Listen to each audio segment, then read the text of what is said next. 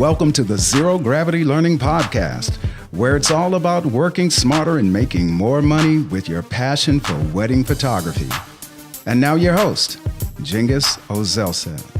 Welcome to ZGL, Zero Gravity Learning. This is the place to be if you want to work smarter, make more money, and build a thriving photography wedding business around your passions. I'm here live from Miami Beach. I'm looking out right now, plenty of sunshine, gorgeous blue water. I'm here with my little drink, my red wine. I think it's probably late enough to actually drink a sip. We are excited, guys. Today, this is, we always have good content for you. One of the things that we always say here on ZGL is if it's not instantly applicable, if it doesn't either make you more money, save you time, it's probably not for you. It's probably not for ZGL. But today, one of the most important things you'll ever learn, and you'll need this all the time. We're going to kind of be referencing it over and over as we move forward. It's the ideal bride. Now, this is no academic topic. This is really important stuff, folks. This is the ideal bride, your ideal bride. And so this is what we're going to do today, right? Marketing is really only half of the equation, right? Marketing is kind of designed to get the message out, right? You want to get attention from a certain audience. You want to be noticed. You want to be noticed by the right crowd. And your right crowd is literally, your target bride and folks who can influence your ideal bride. We call them kind of the pyramid of influencers because it's not just one person. It's a whole entire cast, everybody who's kind of involved in the wedding pyramid and has some touch point with your bride is a potential influencer. But essentially, I could go out and say, hey folks, I've got like a zillion photos of nude Britney Spears photos on my website. That's going to get attention for sure. And folks will probably come to my website, but they won't really like and see, what we have because quite frankly, I don't have Britney Spears photos. And, that's also really not the audience I want to attract. So that's why we say the right people, right? We want to attract the right awareness. And once the people are listening, and once you get the right people to listen, you want to really speak directly to them in a language that they understand, in a language they recognize, and that they'll love.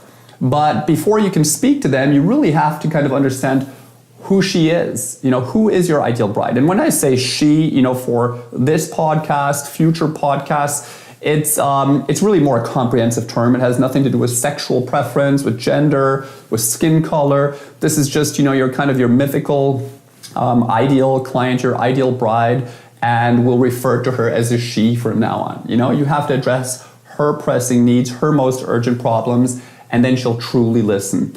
But, let's assume that you get her to listen.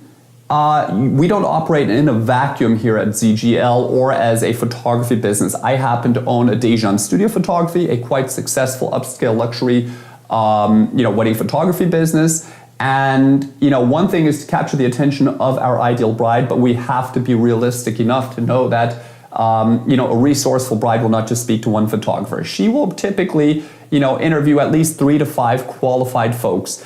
And then, she's listening to all of them. They all have her awareness. So then it really comes down to her trusting you, her liking you, her looking at you as an authority in your field. Because when that's the case, everything else equal, she likes your photos, she likes your prize, etc. She will kind of migrate a little bit more towards the person she trusts. Because remember, women and the brides are emotional creatures. And they want to have, an incredible day. This is what they've been dreaming about all their life.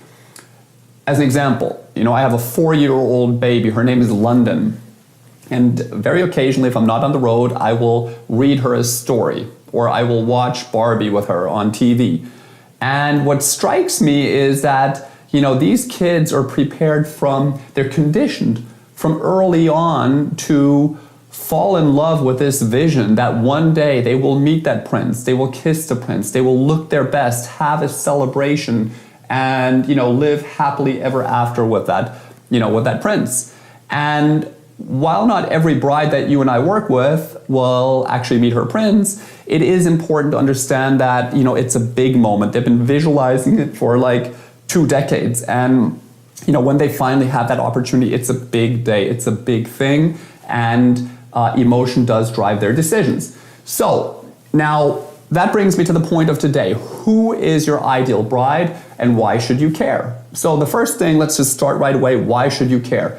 You should care because if you work with your ideal bride, it's something energizing, it's fun, it's fulfilling. You're more likely to do your very best work for such a person, because when you're not having fun, when you're kind of bored and your creativity is stifled and people are micromanaging you, you may not really be doing what you love to do. And oftentimes your ideal bride is very much like you, which is so brilliant if you think about it. She may share similar values with you. She may be, similar adventurous to you, but certainly I feel like you guys connect very well. Imagine for one moment if you could spend one entire day with your best friend, with your buddy, and get paid for it. That's not so far from reality. Folks, we're out there, we enter that bridal suite, when those doors open and we walk into that room and get the opportunity to photograph a person on one of the most important days of her life and get paid for it handsomely. That's an awesome responsibility. It's pretty incredible. And, that's something we have to realize. So it's really about, if you flip the tables, if you think about her perspective, she wants somebody she can have fun with. She wants somebody who's going to enhance her flow, her fun factor, who will hopefully, be representable and representable to her friends, to her family, good etiquette, professional, experienced, and ideally get the job done. Deliver great photos. That's what it's all about at the end. Obviously, we don't want to position ourselves as somebody who sells great photos, but in the end, they come to a photographer because they want good photos. It's up to us later on to educate them, to tell them, hey, it's not just about the great photos. You can be the greatest photographer on the planet, but if you're not clicking with that bride or she does not feel comfortable in front of you, the photos will not be as optimal as they could be. So effectively, your ideal bride, she will like you. She will be similar to you. But here's a very important point. She has to be able to pay your price, whatever you think you're worth and deserve. And this is a very important point. We'll talk about that later. Whatever you think you're worth, because that's really fundamental to everything we do. You have to truly believe whatever you're worth is what you're worth, because if you don't believe it, she wouldn't believe it. It makes sense. And that bride that you want to work with, that ideal bride, she has to be able to pay your price.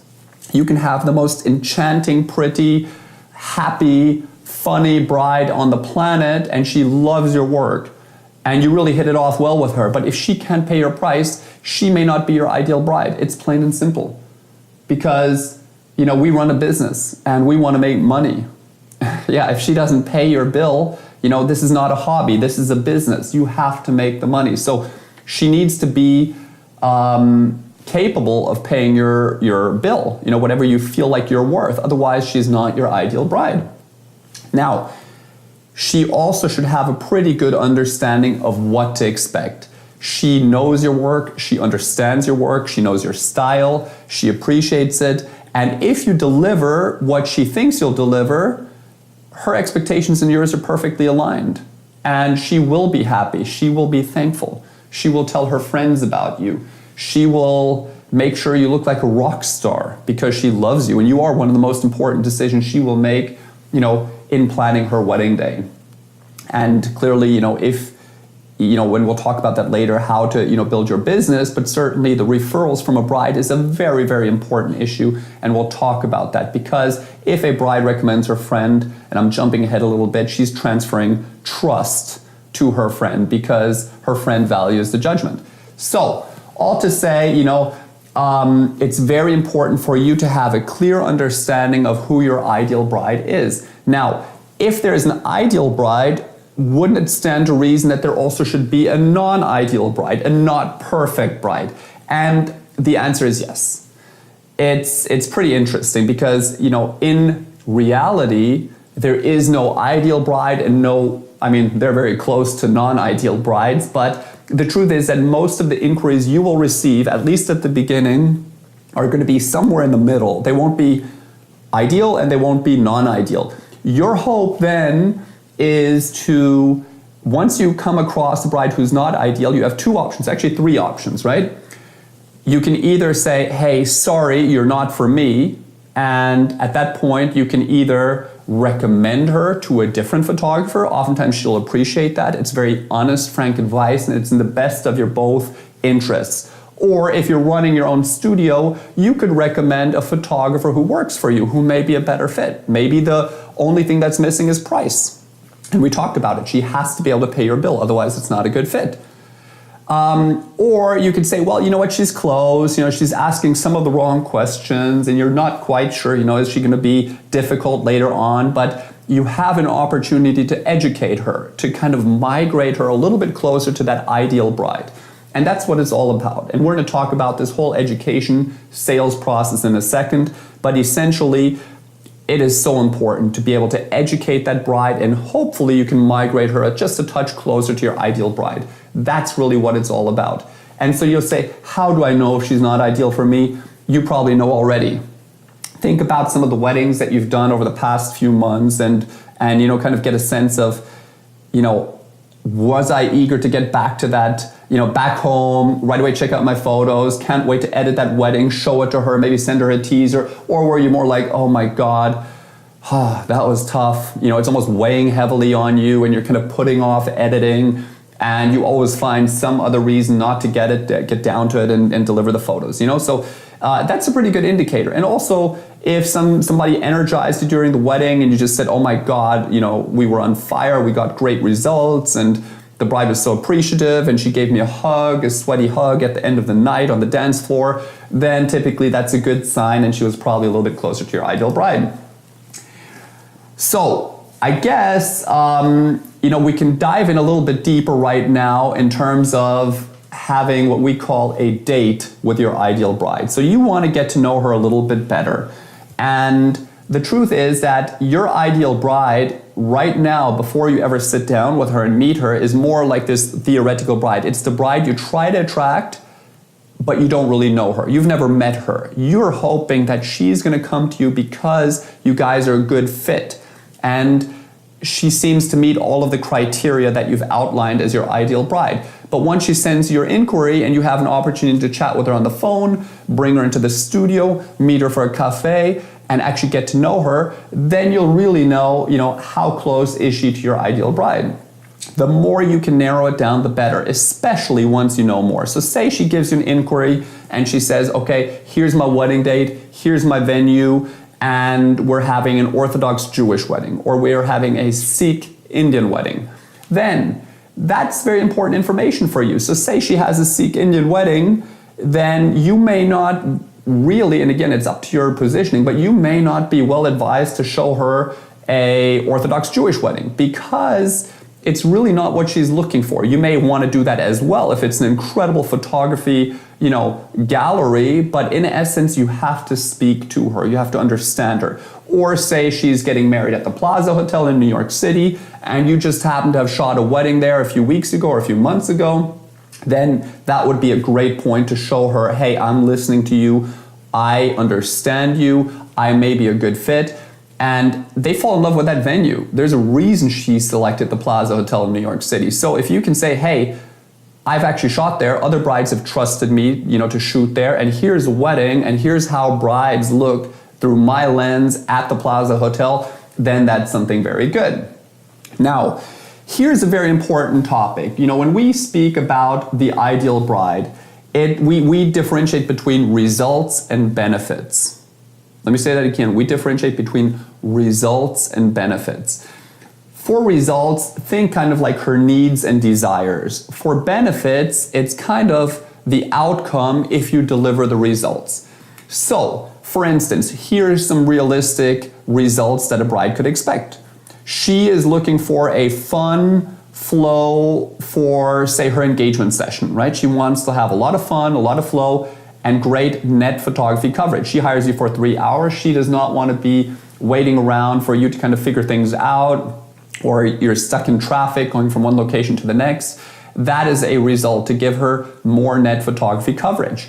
You could also say, well, how about an inspirational and educational sales approach where you're teaching her at every touch point where you have the opportunity to give her some inspiration? That is a result. She's going to be more educated as a result of you chatting. So for instance, if you show up for your engagement session and you've never really talked to her, you guys don't have to be surprised if the flow is not that great, if you don't achieve the photos you really deserve, if she doesn't know what to wear. But if you've educated her and you said, okay, how about you get a rental car?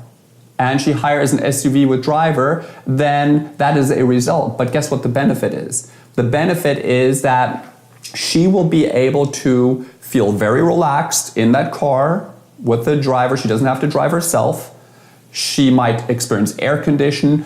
Her spiritual and physical benefits are evident. Maybe she has cool water to drink in between the shoots. That is a benefit. Now, results and benefit are very related, but if you think in terms of benefits, what we like to think of is spiritual, financial, physical, and emotional benefits. An emotional benefit is really, happy tears, laughter. You can have that all across the wedding day. If you get your bride to stand around almost for 2 hours and like you get her to smile a 500th time, she's not going to be very happy. On the other hand, if you can be really creative and fun and you can get all her bridesmaids to be playful on the beach and they're all jumping around and you're getting them to laugh, that is kind of what we would call a emotional benefit. It actually is additive to her experience on one of the most important days of her life. Now, physical, we've just talked about that a little bit. A physical benefit, for instance, would be, you get her to have an engagement session with great flow, great fun. She's not being worn down. She doesn't have to walk and carry her own props because the driver takes care of everything. This spiritual thing, think of it think of a wedding room. Let's just say you walk into that bridal suite and you have educated the bride to think in terms of her 5 senses. It's about what she drinks. Maybe you want to encourage some champagne. How about some candles and some incense? You've recommended that she upgrade her room to a bit of a bigger bridal suite so she can be playful, she has enough space, she doesn't feel encroached by you and maybe your assistant. And you've maybe even helped her, well before the wedding day. You've educated her on how much she should drink, that she doesn't have to drink too much on her day. And these are the stuff, that can result in what we call kind of a bit of a spiritual benefit where she has less stress. It's what it's all about. You don't want stress on your wedding day. And finally, we can talk in terms of financial benefits. This is about value, folks. It's never about cost. When you're with ZGL, we don't like to talk about competing on cost. We like to offer value. Value that is really, value is something that is much more difficult for your peers to compete with because, it's not a line item cost. You can't just say, okay, I'm giving her 1,500 photos and he's only giving her 1,200 photos, or my price is 5,000, his is 4,000. It's quite the opposite. We don't talk about such quantitative figures. What we talk about is, hey, you know what? How about value? How much are you educating her? Will she have a better day as a result of it? Do you want to tell her that she's going to get her photos in 6 weeks, but you're coming back at 4 weeks? Or maybe you've promised her a 10 by 10 album, but you love her so much, so give her a few additional pages, or you'll upgrade her to a 12 by 12 album, etc. So bottom line, make this story short, you should kind of have a good understanding of the difference between a result and a benefit. So for you, our photography audience, for instance, right? If I teach you how to outsource your editing, that is a result, because the result is, hey, you'll actually, save time, and you may even get better photos. But here's the benefit for you. You will have more time to spend with your kids. You can take them to school, or you can have more time actually to go out and speak to planners and do what's really important, which is about getting more sales and bookings. Anytime you're spending time that is non-revenue generating, like editing, that's not very smart business. Sorry, and there are a lot of editors out there, I'm one of them, who takes a lot of pride in editing the perfect shot. I submit to competitions all the time, and I can spend 10, 15 minutes on an edit of a single photograph pretty easily. But again, it's not smart business. Either you're running a business or you're doing a hobby. If you're doing a hobby, more power to you. Spend time on things that just, are fun for you. But if you're running a business, you have to treat it like a business. And photographers just sometimes, that's the biggest issue. That's why we see so many starving, talented photographers around the world who obsess about details and how to get the better photograph. They maybe even enter workshops, where they learn how to take a bit of more creative perspective, but they spend not a minute thinking, how can they write better? How can they communicate better? These are the things that you should be working on, because it's going to make you more money. It's going to help you attract the audience you desire and deserve. So now we've talked about who the ideal bride is and a little bit how you should think about finding your ideal bride, but how do you really find her physically, right? So this is the interesting thing, because you need to know how to find your bride, because otherwise, how can you even spend your marketing dollars? If you don't know where to find her, where she's hanging out, whom she speaks with, who influences her, you don't really know how to target your marketing dollars. So what you'll end up doing is you'll be wasting a lot of money.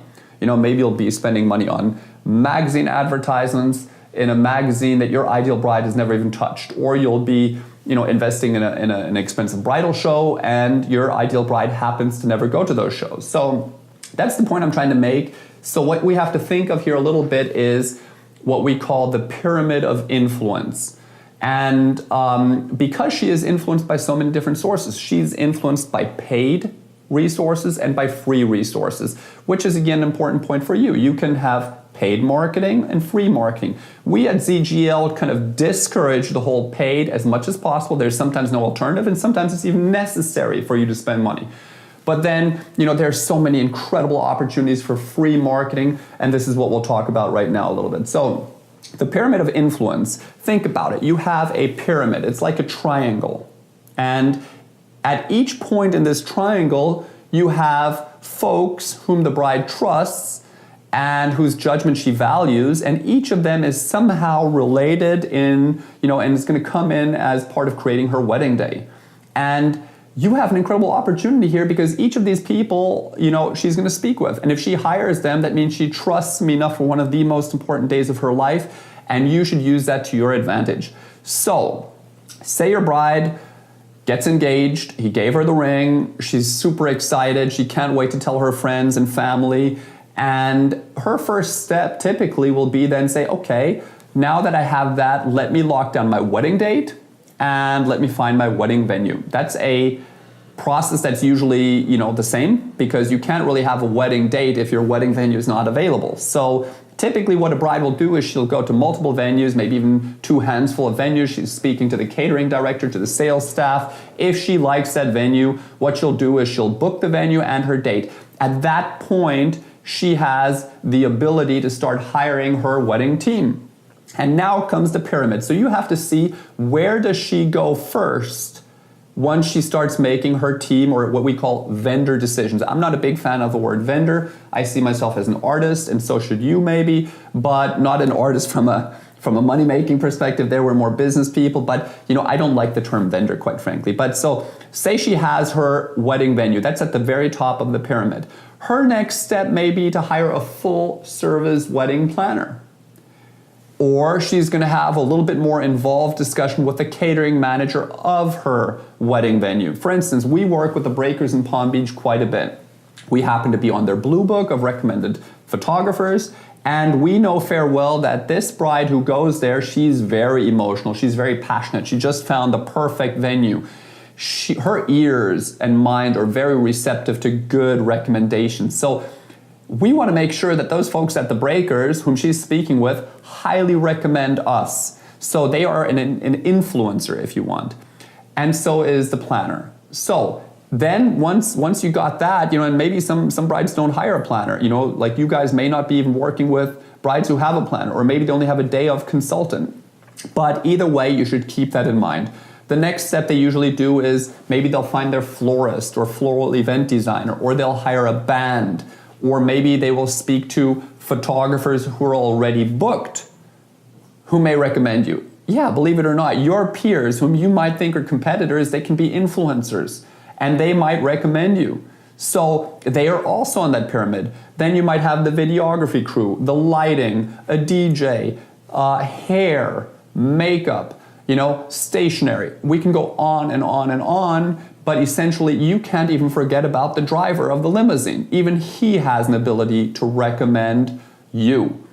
But given that we can't immediately speak to the whole world, if you're looking to build a business, we want you to be strategic about it. So think in terms of that pyramid of influence, and first go to those folks who have her ear first. Because if she hires her hairstylist 3 or 4 weeks before her wedding, that's too late to recommend you. So you want to be there right at the outset. Imagine for a second, this bride walks into the bridal salon to find her dress. Very much at the high end of the pyramid, guys, the bridal salon. So she's there, she's waiting, waiting her turn. Maybe she's there with her mother or her best friend. And guess where you should have your album? On that coffee table, that she doesn't get bored. Because if she sees that album, she's going to pick that up over some magazines that are also on that table. And it's such a great opportunity for you to market yourself. She is at a very heightened emotional state. She's about to get into that wedding dress. We've talked about that vision. She's had it all her life. When she's in that wedding dress, you can basically get her to do anything. And you should use that to your advantage, because that sales lady, or maybe the store owner who's helping her with her dress, she has her ear. You should be best friends with the owner of the local wedding boutique close to you. Maybe give her, some chocolates, for holidays. Do her a favor. But, whatever you do, become friends with her, because she's super influential. Believe me, I've booked enough weddings on the back of good advice from bridal boutiques.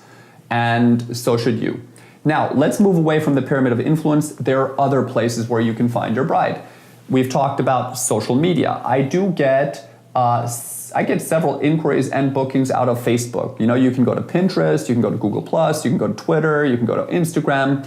I use Instagram really for instant stuff, during a wedding day, just to keep folks updated. But that's really not where we find the brides. Twitter, certainly not. That's where we find our vendors, our fellow vendors, maybe the planners, right? Maybe the catering directors, but not the brides directly. So that's an indirect social media kind of influence. But Facebook is powerful stuff. We get, once you shoot the wedding of your friend and you have a mandate, let's say the bride allows you to post some photos. First of all, don't paste 10 photos at once. Post one photo and direct that bride and all her friends, first of all, to like you. You almost have to tell them, but also encourage them to come to the blog. That's where you have all the photos waiting. That's where you're going to convert her, because remember, you're not going to convert the bride on Facebook. That's just to direct traffic to you. Think of your website as the headquarters. That's where you can get the inquiry, you get them to pick up the phone, you get them to hit the contact form.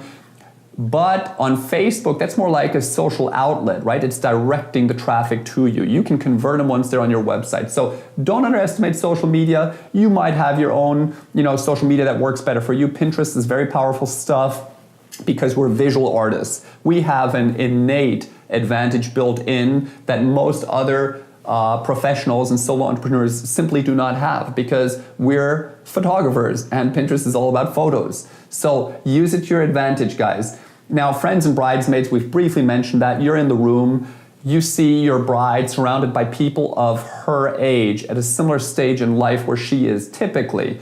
And you should use that to your advantage. Make best friends with her maid of honor. Interact with her parents, with her friends, and obviously not in an obtrusive way, because again, we are not there to influence her day beyond, flow and fun. But we're not there really to chat with them much or, we're not her guests. We may be very important, but we're not her guests. But that still does not mean that you shouldn't be strategic about navigating that room. When you're in the bridal suite, get as many contacts as you possibly can. Have your business cards ready. Don't put them on the table or something that's very cheesy. Have them ready. If they ask you for a business card, you should have tons of them on you.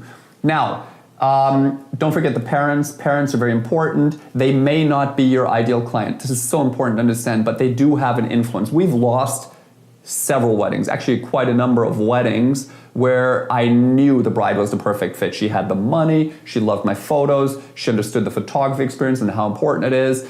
And you know what? The parents said, hey, I'm not going to do that. I don't like him, or I may have gotten a referral from some of my friends. And there's very little you can do about it except for trying to be educational in the process. Now, there's a very important area that we haven't mentioned yet, and it's kind of the wedding blogs. It's the magazines, like Style Me Pretty, The Knot, Junebug Weddings. I mean, there are just so many different sources where brides flock to. These blogs, these are professional wedding blogs. They already have a built-in audience, an audience that you could and should leverage. So how do you do that? If possible, and if you have a great wedding, submit it to these blogs. They're hungry for great content. If you have great photos, send it to them. Offer them some benefits. Always when you reach out to people, give them 1 or 2 reasons why to use it. Think about it. These blogs and magazines, they want to make their readership happy. That's number 1. But number 2 is they want to have an ability to make money off of more sponsors, or advertisers. And you have to keep that in mind a little bit of how they make their decisions in these, blogs and magazines. So when you send it to them, kind of, in an opening paragraph, make sure that you, list a few benefits for them of featuring that wedding, or maybe something that will catch their attention immediately, something that is a bit different, or a hot trend, something that their readers will love. And then, I would say, you should understand also when are brides even looking for photographers. It really depends a bit on your location and country and stuff where you're listening from, but there are certain seasons where you should be very heightened. If you're going to spend money on advertising, you should probably do that at a time that's a little bit closer to after she gets engaged. You know the dates. It's usually holidays, maybe around Christmas, New Year, about Valentine's Day. But essentially, there are certain clusters where they're a little bit more likely to be proposed to, and you should be ready with your marketing activities then, and not at a time where it's kind of seasonally dead and you don't get many inquiries. And again, very brief mention, we want to minimize paid advertisement, but I myself, I spend money on fearless photographers, Junebug weddings. In the old days, I was part of the Wedding Photojournalists Association. We're also part of a few other photography organizations such as PPA.